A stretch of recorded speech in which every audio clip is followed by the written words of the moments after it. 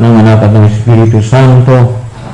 Ang pagpapala ng ating Panginoong Kristo, ang pag-ibig ng Diyos Ama, para ang pagkipagkaisa ng Espiritu Santo naway sumainyong lahat. Mga kapatid, aminin natin ang ating mga kasalanan upang tayo maging marapat gumanap sa banal na pagdiriwang. Inamin ko sa makapangyarihang Diyos at sa inyo mga kapatid, na lubha ako nagkasala sa isip, sa salita at sa gawa, at sa aking pagkukulang, kaya sinasamo ko sa mahal na Birhen Maria, sa lahat ng mga anghel at mga banal, at sa inyo mga kapatid, na ako'y panalangin sa Panginoong ating Diyos. Kawaan tayo ng makapangyarihang Diyos, patawarin tayo sa ating mga kasalanan, at patnubayan tayo sa buhay na wala hanggan.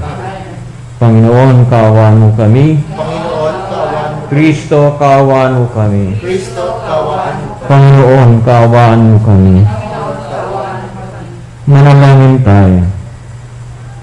Ama naming makapangyarihan, kasihan mo kami ng iyong pagmamahal upang kaming nakabatid sa pagbabalita ng anghel tungkol sa pagkatawang tao ng anak mo ay makapakinabang sa kanyang pagkapakasakit at pagkamatay sa krus, sa pagsapit namin sa pagkabuhay niya sa langit. Sa pamamagitan ng Jesucristo, kasama ng Espiritu Santo, magpasawalang hanggan.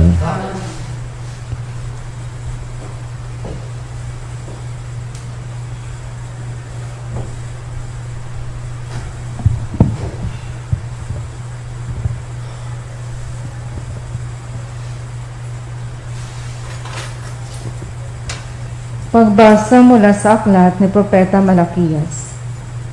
Mabibigat ang sinabi ninyo tungkol sa akin, sabi ng Panginoon. Ngunit ang tanong ninyo, ano-ano ba ang sinabi namin? Sabi ninyo, walang saysay ang maglingkod sa Diyos. Bakit pa natin susundin ang kanyang mga utos? Bakit pa natin ipakikitang tayo nalulungkot sa nagawa nating kasalanan, gayong kung sino pa ang palalo ay siya pang pinagpapala. Hindi lamang iyon. Ang masasama ay nananagana at sinusubok pa nila ang Diyos sa paggawa nila ng kalikuan. Ngunit hindi sila napaparusahan. Pagkatapos, nag-uusap-usap ang mga taong may takot sa Panginoon. Narinig niya ang kanilang usapan, kaya pinagtala niya sa isang aklat ang kanilang pangalan. Sila'y magiging akin, sabi ng Panginoon. Sa araw na ako'y kumilos, lubusan silang magiging akin. Kaawaan ko sila tulad ng pagkalinga ng isang ama sa anak na naglilingkod sa kanya. Muli ninyong makikita ang pagkakaiba ng mabuti at ng masasama, ng taong naglilingkod sa akin at ng hindi naglilingkod. Tandaan ninyo, darating ang araw na lilipulin ko ang mga palalo at masasama. Sa araw na yaon, matutupok silang gaya ng dayami at walang matitira sa kanila, sabi ng Panginoon. Ngunit kayo na sumusunod sa akin, ay liligtas ko at pagagalingin ang aking kapangyarihan na lulukob sa inyo gaya ng sinag ng araw. Ang salita ng Diyos. Salamat sa Diyos. Mapalad ang umaasa sa Panginoon tuwina. Mapalad ang maasa sa Panginoon tuwid. Mapalad ang taong hindi naakit niyong masasama upang sundan niya yung kanilang payo't maling halimbawa. Hindi sumasama sa sinumang taong ang laging alikay, pagtawanan lamang at hamak-hamakin ang Diyos na dakila. Nagagalak siyang laging magsaliksik ng banal na aral. Ang utos ng poon, siyang binubulay sa gabi at araw. Mapalad ang maasa sa Panginoon tuwid. Ang katulad niya isang punong kahoy sa tabing batisan. Sariwa ang dahot, laging namumunga sa kapanahunan, at anumang gawin ay nakatitiyak na magtatagumpay. Mapalad ang maasa sa Panginoon tuwid. Ngunit ibang-iba ang masamang tao, tupa ang kawangis. Siya ay natatangay at nipapadpad kung hangi umihip. Sa taong matuwid ay Panginoon ang siyang mag-iingat, ngunit kailanman ang mga masama ay mapapahamak. Mapalad ang maasa sa Panginoon tuwid. Aleluya, aleluya. Kami iyong pangaralan, upang aming matutuhan ang salitang bumubuhay. Alleluia, Alleluia.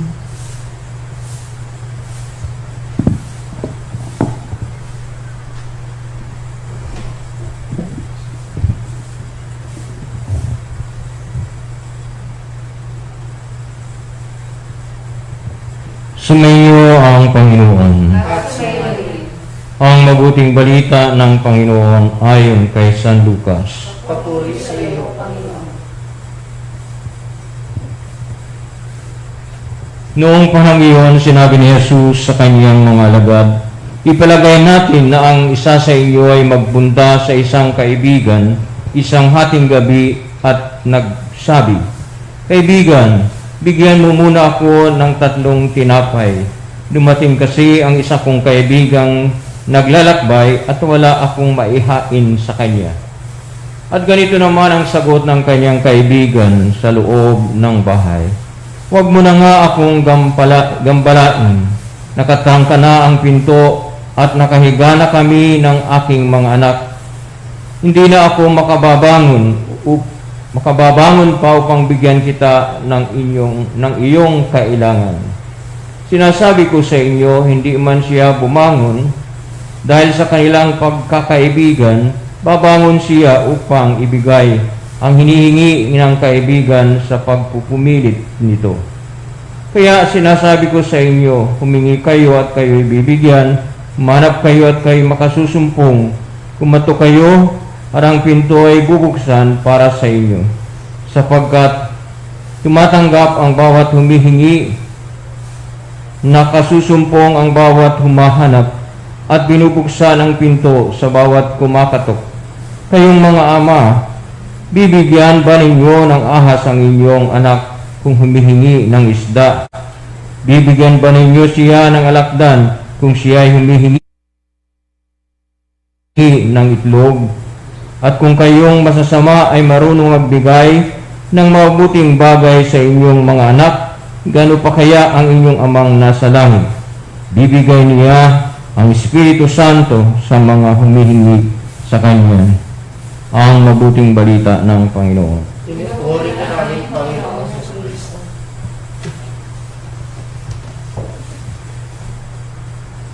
Sa ating ebanghelyo kahapon, hinangad ng mga alagad na maturuan sila na manalangin at tinuro ng ating mahal na Panginoon ang panalangin na lagi na nating dinadasal na walang iba kundi ang Ama namin.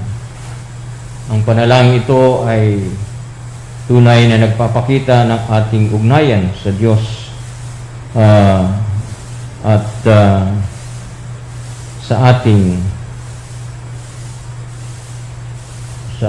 sarili at sa ating kapwa na tayo ay pawang mga anak ng Diyos at siya ay ang ating Ama.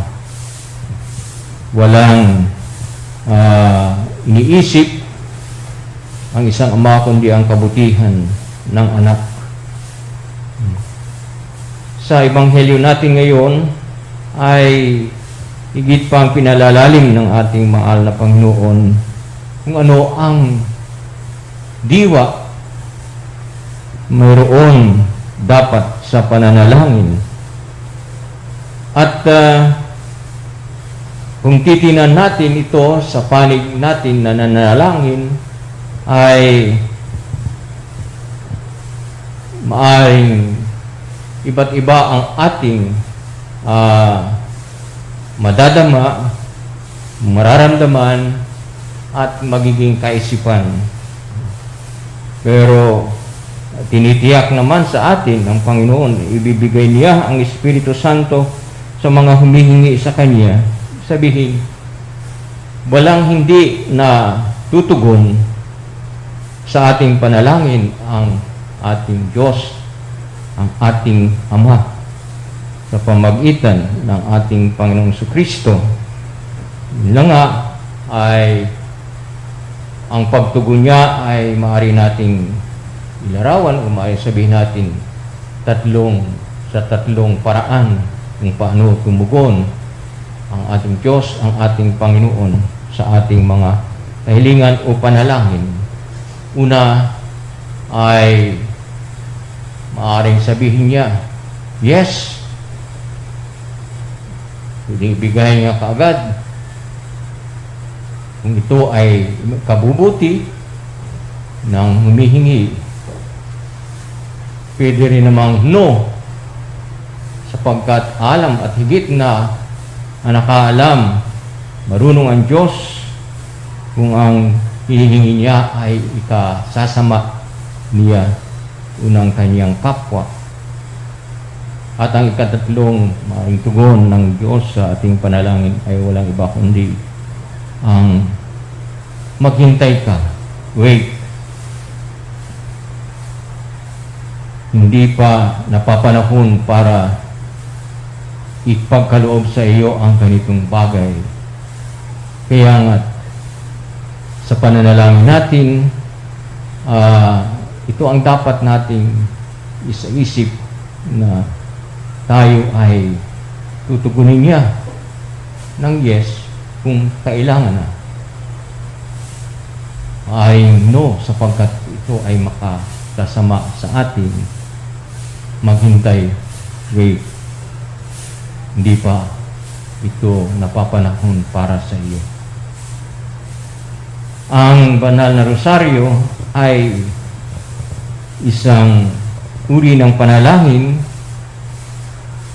na kung saan sa pagdarasal natin ito ay nakapaloob na rin yung panalangin tinuro sa atin ng Panginoon at ang mga pagpupuri at paggalang sa kanyang ina na walang iba kundi ang ating Panginoon Kristo. Ang rosaryo ay sinasabi natin na mahalagang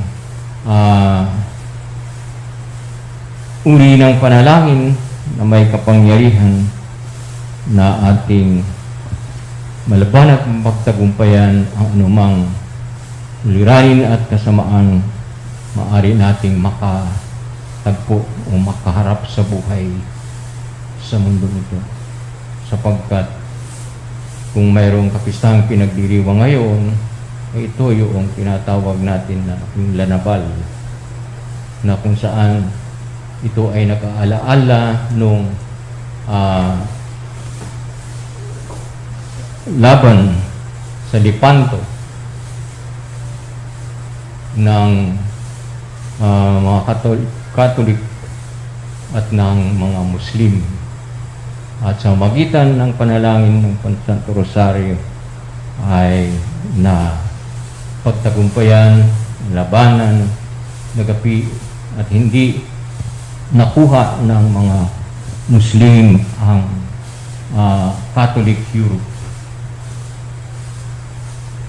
Nagpapakita na ang Santo Rosario ay may kahalagahan, may kabanalan dulot para sa atin at maghatid din sa atin sa kaligtasan, sapagkat kung titingnan natin ang pagdasal ng Santo Rosario ay walang iba kundi sa pakikiisa sa misteryo ng ating mahal na Panginoon, sa misteryo ng kanyang tuwa, misteryo ng kanyang liwanag, ng kanyang pagpapakasakit, na kanyang maluwalhating buhay kay isa, ang mahal na ina, ang mahal na Birhen Maria.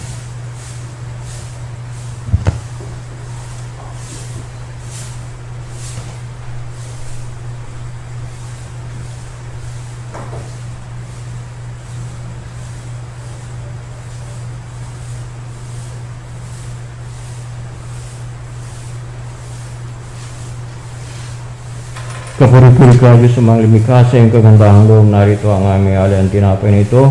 Galing sa lupa, pinagpaguran ng tao mo maging tinapay na nagbibigay buhay.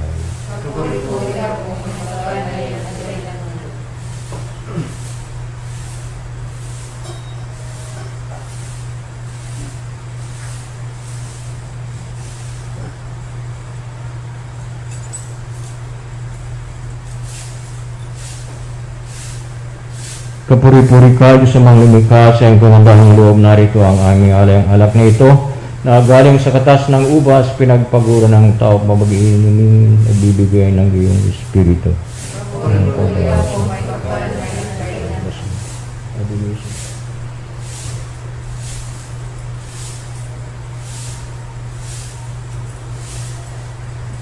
Manalangin kayo mga kapatid upang itong ating handog ay kalugdan Diyos, Amang makapangyarihan.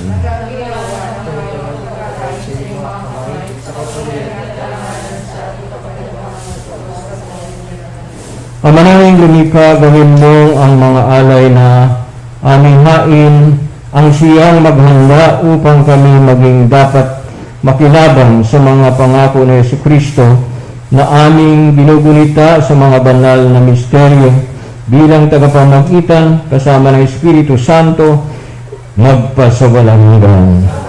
Sa inyo ang Panginoon, itaas sa Diyos ang iyong puso at diwa. Pasalamatan natin ang Panginoon ating Diyos. Ang maraming makapangyarihan, tunay ng marapat na ikaw ay aming pasalamatan. Ngayong ipinagdiriwang, bukod mong pinagpala ang babaeng lahat, ang mahal na Birheng totoong mapalad na iyong piniling maging ina ng iyong anak, nung isugong mo siya bilang aming Mesiyas. Sa kapangyarihan ng Espiritong Banal, ang Birhen Maria ay naging inang tunay ng iyong anak na kanyang isinilang bilang liwanag nitong sanlibutan. Kaya kaysa ng mga anghel na nagsisiawit ng papuri sa iyo, ang walang humpay sa kalangitan, kami nagbubunyi sa iyong kadakilaan.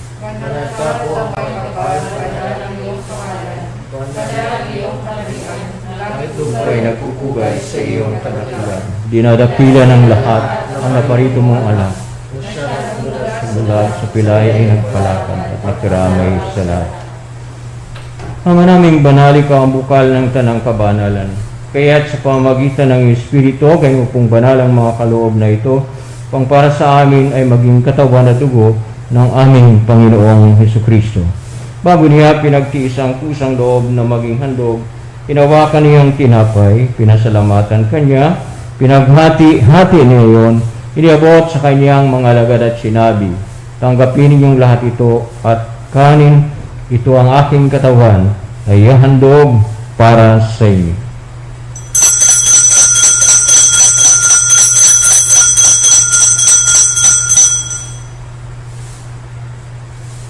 Gayun din naman nang matapos ang hapunan, hinawakan niya ang kalis. Muli kanyang pinasalamatan. Iniabot niya ang kalis sa kanyang mga alagad at sinabi, tanggapin niyong lahat ito at inumin. Ito ang kalis ng aking dugo ng bago at walang hanggang tipan. Ang aking dugo ay bubuhos para sa inyo at para sa lahat sa pagpapatawad ng mga kasalanan. Gawin niyo ito sa pag-alaala sa akin.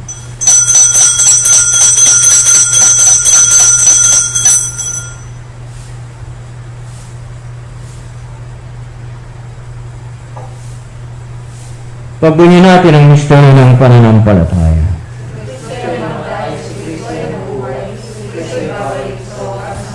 Ama, ginagawa namin ngayon ang pag-alaala sa pagkamatay at muling pagkabuhay ng iyong anak. Kaya tinialay namin sa iyo ang tinapay na nagbibigay buhay at ang kanis na nagkakaloob ng kaligtasan. Kami nagpapasalamat dahil kami minarapat na tumayo sa harap mo para maglingkod sa iyo. Isinasamo namin kaming magsasalo-salo sa katawan at dugo ni Kristo ay mabuklod sa pagkakaisa sa pamamagitan ng Espiritu Santo. Amalingapin mo ang iyong simbahang laganap sa buong daigdig. Puspusin mo kami sa pag-ibig kaisa ni Francisco na aming Papa, ni Marcelino Antonio naming Obispo at ng Tanang Kaparian. Alalahanin mo rin mga kapatid naming nahimlay. May pag-asang sila ay muling mabuhay, gayon din ang lahat ng mga pumanaw. Kaawaan mo sila at patuloyin sa iyong kaliwanagan. Kaawaan at pagintapatin kaming lahat na makasalo sa iyong buhay na walang wakas. Kaisa ng mahal na Birhen Maria, na ina ng Diyos, kaisa ng mga apostol at ng lahat ng mga banal na namuhay dito sa daigdig ng kalugod-lugod sa iyo. Maipagdiwang nawa namin ang pagpupuri sa ikararangal mo sa pamamagitan ng iyong anak na aming Panginoong Hesukristo. Sa pamamagitan niya, kasama niya at sa kanya, ang lahat ng parangal at papuri ay sa Diyos Amang makapangyarihan, kasama ng Espiritu Santo, magpasa walang hanggan. Sa tagubili na nakagagaling na utos at turo na Jesus na Panginoon natin at Diyos, ipahayag natin ang lakas loob. Ama namin, sumasalangit ka, sambahin ang ngalan mo, mapasa amin ang kaharian mo, sundin ang loob mo dito sa lupa para nang sa langit. Bigyan mo kami ngayon ng aming kakanin sa araw-araw.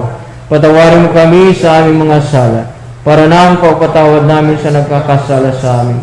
At huwag mo kami ipahintulot sa tukso, at iadyaw mo kami sa lahat ng masama. Hinihiling namin kami adya sa lahat ng masama at pagkalooban ng kapayapaan araw-araw. Iligtas sa kasalanan at ilayo sa lahat ng kapahamakan, samantalang aming pinanabikan ang dakilang araw ng pagpapahayag ng tagapagligtas namin si Yesu Kristo. Sapagkat sa iyo ang Panginoong Kristo, sinabi mo sa iyong mga apostol, kapayapaan ang iniiwan ko sa inyo, ang aking kapayapaan ang ibinibigay ko sa inyo.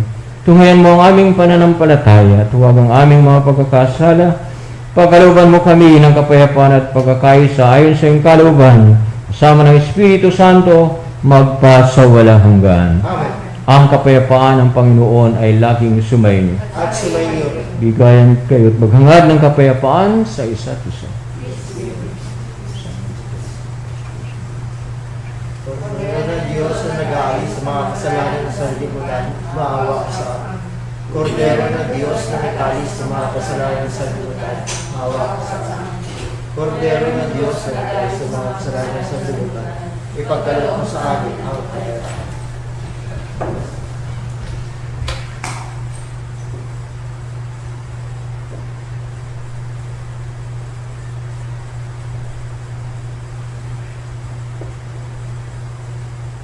Narito ang ating Panginoong Kristo, ang Kordero ng Diyos, na nag-aalis ng mga kasalanan ng sanlibutan. Mapalad tayo na inangyahan sa kanyang banal na piling. Patapat mo patuloy sa iyo.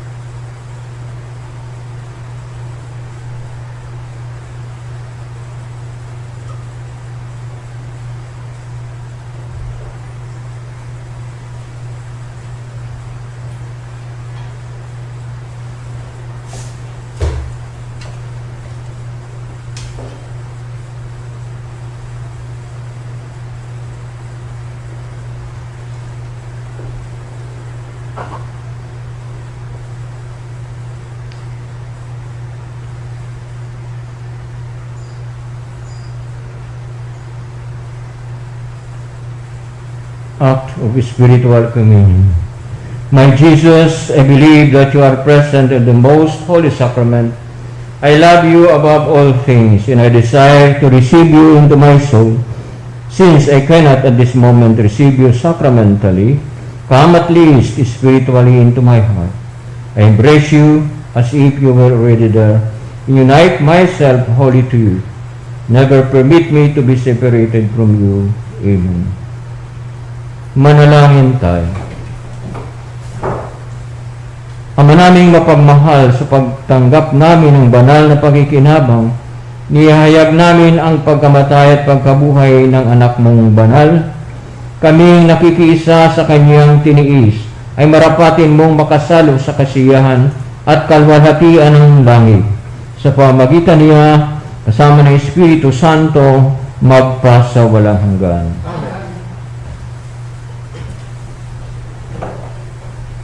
O Diyos, Amang mapagmahal, muli po kami lumalapit sa panahon ito ng pagsubok. Nihiling namin ang inyong biyaya upang aming malampasang lahat ang panganib na dulot ng COVID-19 na marami na ang naapektuhan at maraming buhay na rin ang nakuha. Ipinapanalangin namin ang lahat ng may karamdaman na dulot ng virus na ito ay agara na sanang gumaling at muling makabalik sa pagpupuri sa inyo. Ganoon na rin ang sidihin ng aming panalangin para sa mga taong naglilingkod at gumagampan para sa kapakanan ng iba upang masugpo ang karamdaman ito at mapigilan ang higit pang pagkalat at pananalanta nito. Nagpapasalamat po kami sa bakunang naisulong sa patnubay ng iyong mga kamay. Pagpalain mo po ang aming pagsisikap na mawakasan ng mga bakuna ang pandemya sa aming bayan. Sa inyo po namin pinagkakatiwala ang lahat ng mga mahal namin sa buhay at kami buong kababaang loob na humihingi ng inyo pong patnubay upang hindi namin malimutang paglingkuran ang mga aba at higit na nangangailangan lalo na sa mga panahong ito. Ang lahat ng ito ay aming nihiling sa pamamagitan ng Kristong Panginoon namin at ng Espiritu Santo magpasawalang hanggan. Mahal na bihira ng biglang awa, San Jose, San Rafael Arcangel, San Roque, San Lorenzo Ruiz, San Pedro Calungsod. Sumainyo ang Panginoon. Pagpalain tayong lahat ng makapangyarihang Diyos Ama, Anak at Espiritu Santo. Gusto na ang ating banal na pagdiriwang, may tayong mapayapa, mahalin at paglingkuran ng Diyos sa ating kapwa. Salamat sa Diyos.